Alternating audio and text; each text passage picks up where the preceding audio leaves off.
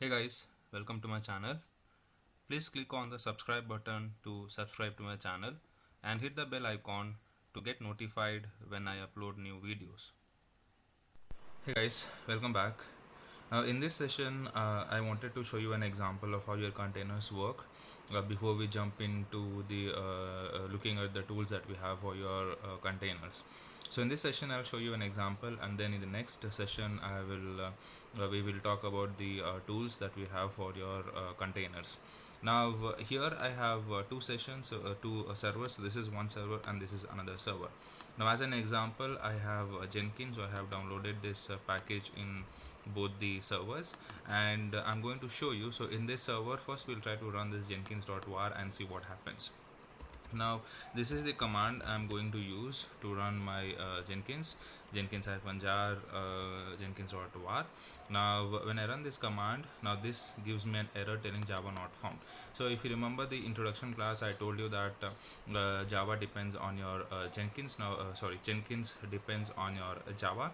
So this is my dependency. So on this machine I will need to install Java for this Jenkins to work. So let's say I will install Java here.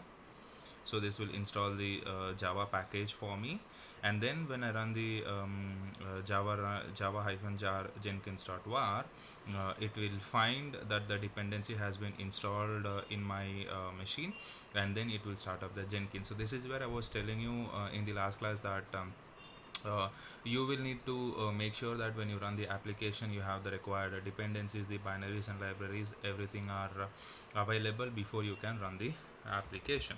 So here you can see my Java is installed. So here is my Java.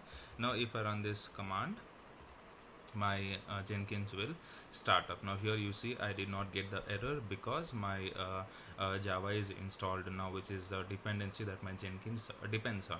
Now this will start up my Jenkins, and my Jenkins will be ready for me to use. Now this is just an example I'm telling you, so don't worry, I'll be talking about this more and more as we move on. So here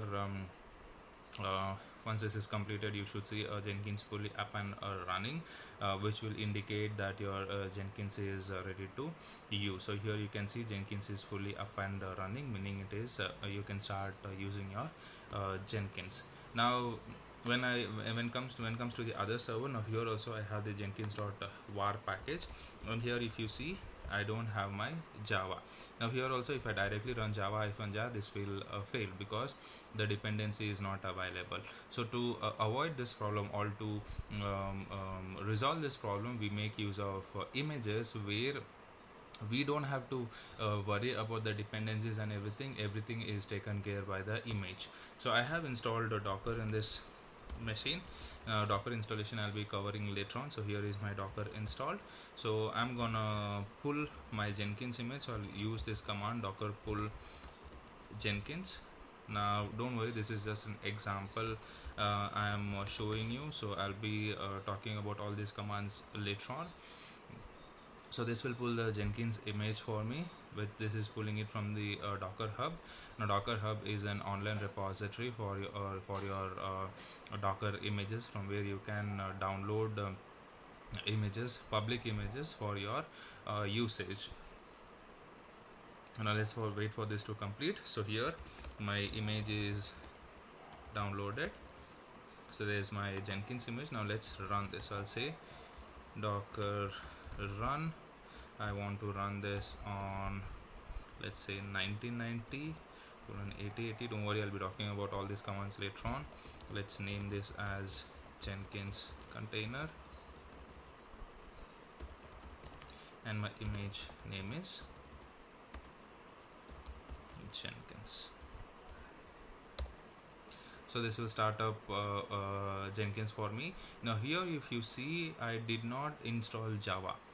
Just because of the image that I have downloaded, I am still able to run Jenkins, because the image that I have downloaded from the Docker is providing the dependency, which is Java in this case. So this is how your container works.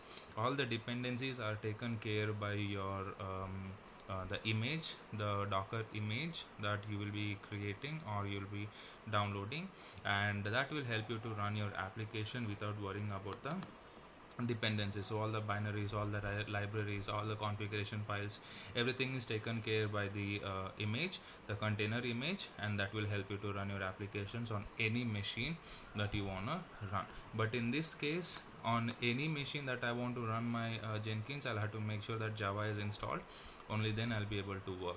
And whereas in my container machine, I don't have to worry about my machine, because my container image takes care of all the dependencies. So that's all we have for this session. In the next session, we'll talk about the tools that we have for your containers. I'll see you in the next video.